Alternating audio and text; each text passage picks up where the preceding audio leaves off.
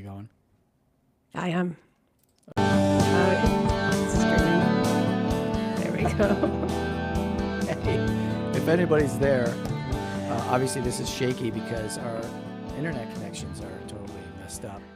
So I don't think it's our internet connections. I Right, think it's right. Riverside Yeah, because all of the other connections are fine and all of the other streaming video things are fine and it's only me. yeah, and the speed tests we do indicate there's no problem, but every time, Yeah. and we've tested on other streaming, like Google Meet seems to work just fine.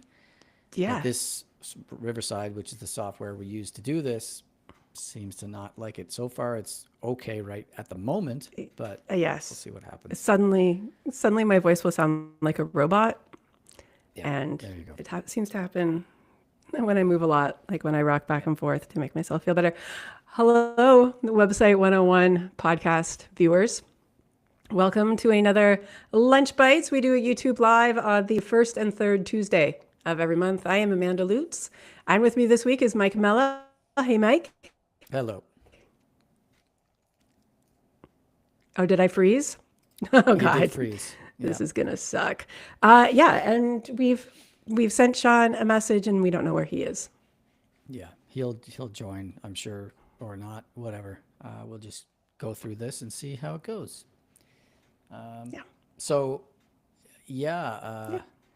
I don't know if there's anything in particular you want to talk about. We're about to record an episode that we've asked people on socials for feedback about because it's about ethics in web development, like controversial issues you have to deal with.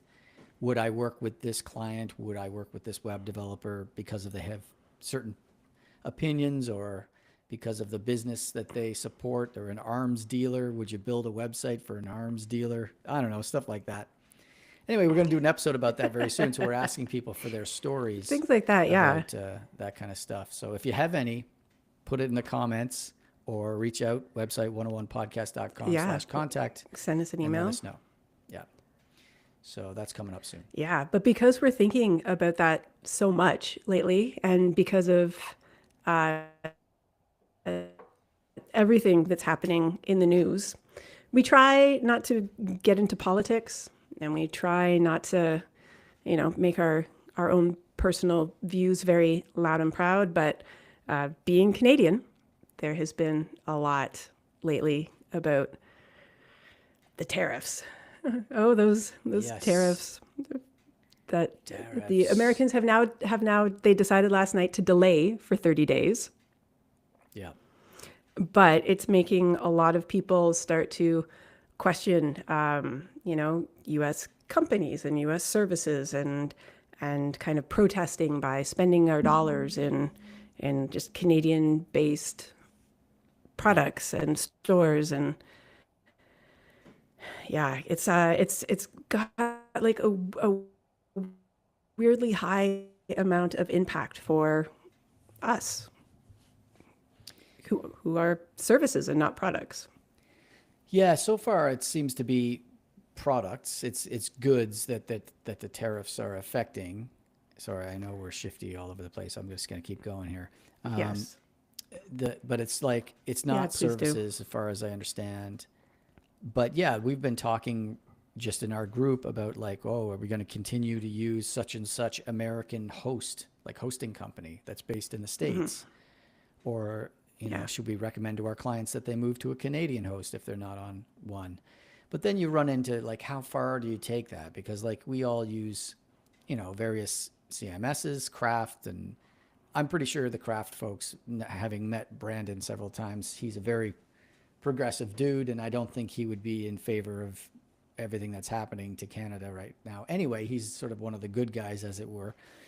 But like, you have to ask, like, well, that's an American company. Am I going to keep using that software or all these plugins that I have to use that are built by American? Like, it gets really out of control after a while, and you have to ask It yourself, how does. far am I going to go with this? It's super overwhelming. And I'm going to take it a step further. It's not even the political affiliations that these individual companies may or may not publicly endorse, but it's also things like what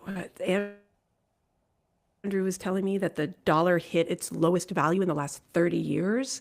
yesterday Mm, because of these potential tariffs. And so it's like and I've seen a lot of people on Reddit in the YNAB subreddit.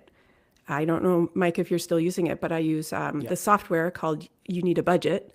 And it's, yeah, for personal budgeting and forecasting where your money's going to go and the thing, keeping track and forecasting in the future and things.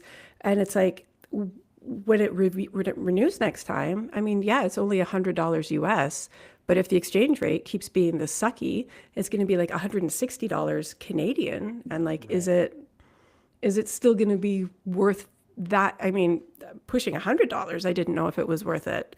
And now that Yeah. it's going to be like an extra 60%, it's like maybe it's time to look for alternatives. And then what do you do with like years of historical data? And it's, yeah, lots of questions. Yeah, that's another thing is just even apart from the actual politics of it and boycotts and all that, just like the cost of everything increasing will have to cause people to think twice about, am I really gonna, do I need this particular piece of software that I use, this AI thing I've been using, whatever. So yeah, it's definitely gonna be interesting in the coming few months and possibly years. Possibly years. Oh, that Yeah, hurts. Yeah. it's not fun. Because I don't know about you, Amanda, but I've worked with, well, I do know about you. I've worked with American clients, and you have worked with American clients before. So, we don't, I have, yeah. I've never really thought about it as, oh, it's just a client. We're all supposed to be friends here. So I don't want to have to think about that stuff. You know what I mean? Yeah. Yeah. And well, and then again, and this is a topic I plan on bringing up when we record the podcast episode, but like how do you how can you tell? How do you know? How can do you have good intentions and you want to do your due diligence and you want to support the people whose views are in line with your own, but even, and again, on Reddit, so take everything on Reddit with a grain of salt. But even in like the Ask Toronto subreddit, and someone tried to be helpful and was like, here are the companies that are, that Mm. have the products from the States. And somebody else replied, and it's like, well, that's very misleading. Half of this is inaccurate.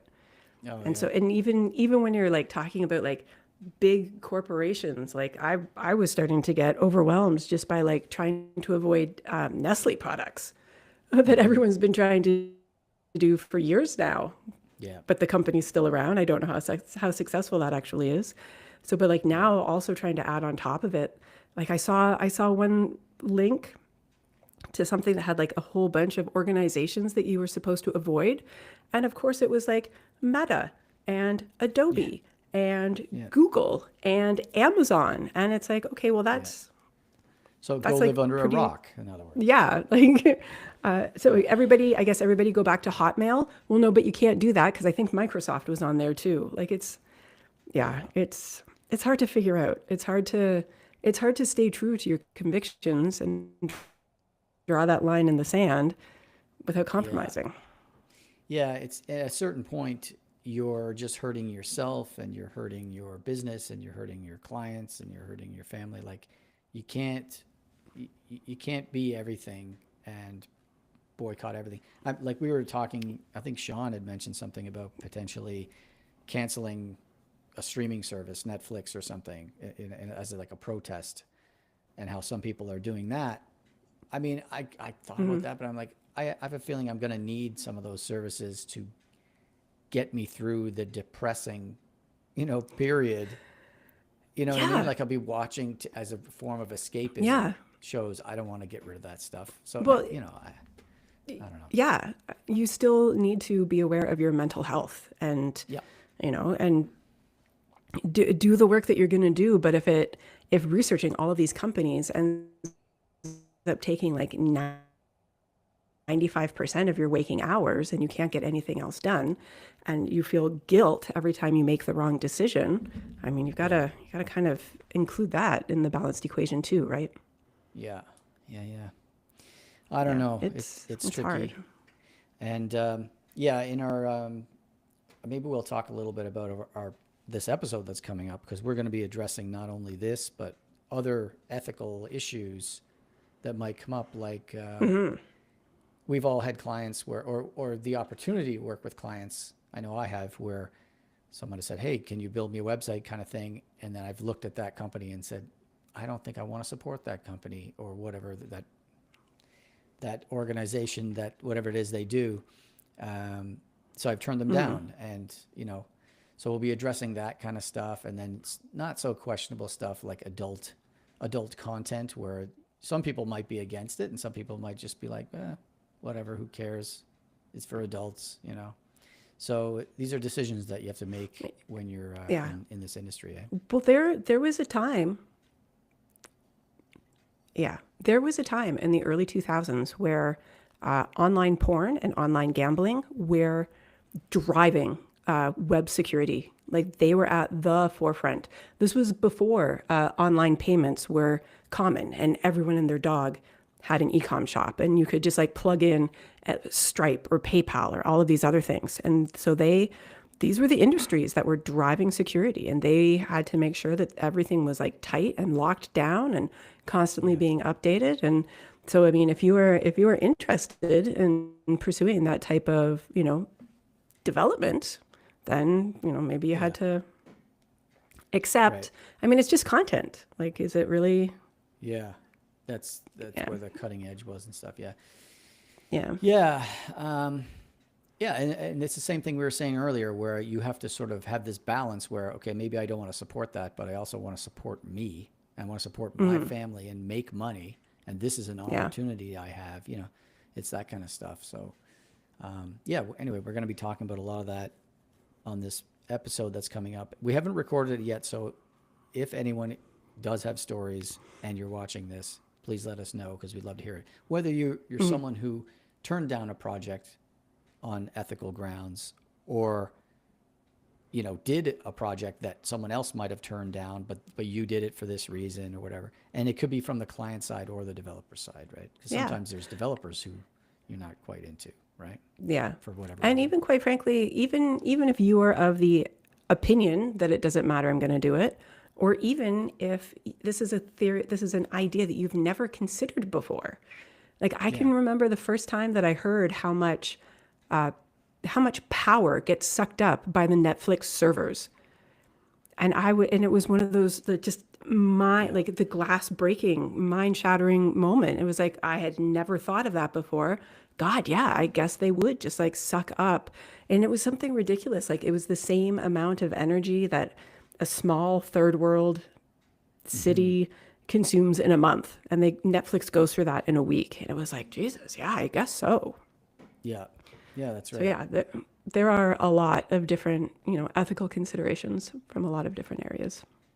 Yeah, I think I once heard that this isn't really related to the web dev stuff directly, I guess, but it was when Bitcoin was really, really, I mean, it's very valuable right now, but before it sort of dipped and then came back up, when it was first really high up, I heard that the money, how did it go now? The money required to keep all the servers running that generated the coins, that were doing the bit mining. Yeah, the mining, exactly, was equivalent to all of the savings that was generated by every electric car on Earth the year before. Like, being an electric car, not a gas power, like the environmental costs were offset by the environmental detriments of mining Bitcoin. So it was just crazy. It was like a wild number. That does not surprise me at all. Yeah. So the environmental impact is a whole other thing we haven't even talked about, but we'll get into that as well on the show. In the episode, I think that we should try to force ourselves to come up with a happy topic now. I'm feeling sad and I don't want to anymore. I'm all ears. I mean, spin this around. Yeah. So this week at Seneca, it's kind of a work session week for the students in my class. But I find that if I just let them go and do nothing, it gets wasted. The time just gets severely wasted. So what I thought I would do this week is, give them lots of time to some cool CSS properties that they that are maybe new or that maybe they hadn't heard of before. Like not the big ones that we've been talking about, like Flexbox or Grid or things Yeah. like that, but some of the smaller ones that just do a little bit of that like design extra. And I think that my favorite one has been the property is called a text wrap. The property is Text called wrap. text wrap, and the new value that I like that I've just found out about is called balance. Yes. And so what happens is we need the video for this. This would not work on the podcast. If your container is this size, and for example, you have like a heading, and it's going to wrap all the way across and then just have a couple words on the next line. If you do text wrap balance, it'll take all of that text and wrap sooner than what the breakpoint would force it to, just so that it's a little bit easier to read, so that both lines are more balanced. And I think it's so cool that there are just like these little tips and tricks that you can always pick up as you're doing. And we've been doing collectively, I think that we have been doing web development for, I think it's 800 years now. Something So like the that. fact that you can still learn that you can still pick up these cool little tips and tricks to make things look nicer. And it's just vanilla CSS. Yeah. And it's so great. Yeah, that's a good one. I was wondering which one of those you were going to bring up in your class. There's another one that I used once or twice that I'm planning to try to use again. I don't know what it's called, but you can like make the text wrap around a shape. So like if you have let's say you have an image that looks like a circle, like a headshot that's in a circle, let's say. Normally the boundaries of the image is still a rectangle, right? Or a square. It's not actually a circle. But you can use CSS to draw a circle sort of over it and then make the text wrap around the edge of that circle like you'd see in a newspaper or in a magazine. And it looks really slick because the thing is hugging. And of course, it doesn't have to be a circle. It could be any shape. So you can make it go all around the edge of a human being or whatever. I've done that before. It looks really, really cool. So I might try that again. Yeah. I like that. Yeah. It takes a little work, but it's possible. Yeah. Yeah. Well, and I think it's just those nice extra touches that show, the effort that you're putting into it and the care. Yeah. And it's easy to get stuck in just doing the same old stuff. Like, here's an image that's floated here, or not even floated. Yeah. Sometimes they're just in their own block element and the text comes after that. And it's just a little boring sometimes. Like, I've been looking at a lot of inspiration websites that I have bookmarked just to get ideas for design. And man, some people go all out with like all these crazy animations and things like that. I saw this one site where they had like a designed element that's kind of like a preloader thing because they had all this busy stuff going on where it was like a castle in 3D that was spinning around. But you could click on it and then design the castle. Like there's a page on their site where you can tell it, I want to have a turret and I want to have a cannon over here. And it will use that icon throughout the site for the rest of your visit. Like it's really wild. Like the amount of work they put into it is crazy. I think they're called Epic, that company. Epic that seems a little, that seems a little excessive. Maybe. Well, I assume it's like one of the projects that they've assigned to the new guy or whatever. Hey, do this on our website and let's see what kind of chops you have, that kind of thing. I think agencies do that sometimes. It was like the interview question, and then they just took the best answer. Right. And didn't bother hiring the person. Oh. Yeah. Thanks for the work. Screw off. Yeah, it was pretty cool. But people do some wild stuff now, and it's I like to try to keep on top of that so I'm not stuck in the same. Yeah. Because I do frequently as a designer, sometimes I come up with an element and I'm like, oh, this looks pretty cool. And then I realize, oh, I did this 2 sites ago for another client. Yeah. I forgot. I did the exact same thing. And I just feel like, oh, there's nothing wrong with it, but it's nice to not be stagnant. What I don't like is when they hijack the mouse scrolling. Yeah. When they make it. So like I'll be scrolling down the site and then all of a sudden the scroll on the mouse doesn't move down the site anymore, but it like zooms in on this section until you get zoomed in the very most amount. And then finally it'll start scrolling again. And it was like, I did not want to do that. I find that very frustrating. Or sometimes it starts scrolling horizontally to get through some kind of carousel, and then it, Yeah, like 8 carousel slides, and it's like I didn't care at yeah, the first one. yeah. Stop it. Yeah, I always wonder if those sites, I mean, they're obviously targeted at a certain audience, but I know for a fact there are people that I know that I've worked with, clients, who if they encountered that, they would think there's something wrong. I remember once I built a site where there was a sidebar that was like a menu for what was on the page. You know, you could click and go to a certain heading or whatever. So Okay, yeah. you'd scroll down the page and the 2 columns go like this. And as you keep scrolling, the right one scrolls, but the left The is content sticky. scrolls. Yeah. Yeah, but the menu on the sidebar is sticky and it stays there, right? It was intentional. It was a feature, not a bug. But Yeah. I had someone reach out to us and say, I can't get the thing to go away. Every time I scroll, it's still there. And I was like, well, okay. Well, anyway, it's funny. People think differently from each other. No, it's absolutely true. Yeah. Anyway, that's the fun of being a web developer, I think. Encountering all Well, this. but also like a web user, you're always having to like keep on top and actually I guess like learning how to use all of these different websites is also a skill Yeah, that's true. that people need to learn to use. We're online constantly all the time. We know all of the conventions of what to click on and where to go next. And I think sometimes if we're not careful, we fall into the habit of assuming that the end user can read our mind and just intuitively understand what we were trying to Yeah. get across.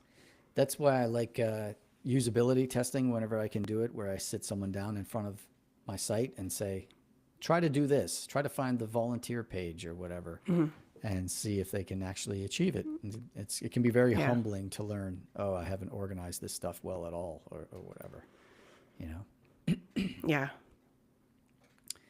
Yeah. I'm glad that there are people like you who exist on projects because I don't do that.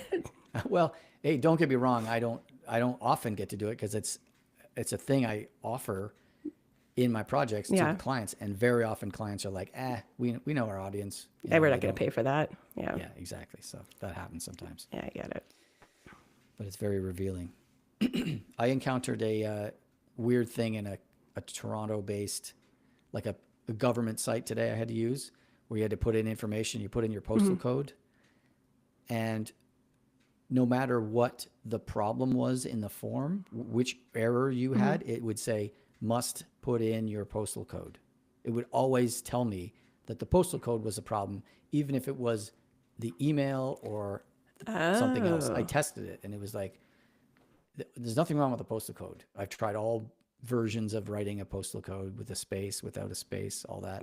Boo. And it was just giving me the same error over and over again. And I was like, that's not good. This is very frustrating. That is, Anyways, yeah. well, I what do you think we're think? good. Should we wrap it up? I think we're good. I guess think Sean's so. not here, but he'll be back. He'll be back for the recording. So Yes. Yeah, I'm going to watch to see what actually got streamed to YouTube to see if it has been as jerky as what Riverside is showing. yeah, it's pretty rough. I think we covered it all right. All we have to do is be patient, and it works. But we'll fix this eventually, I guess, or move to another platform. Or move to another platform. Is Riverside based in the States? Maybe this is a great excuse to get rid of them too. There you go. Yeah, There you maybe go. there's a Canadian streaming service we can use. Who knows? Yeah. All right. See you, Bye. everybody. Thanks for watching. Bye. It is ended.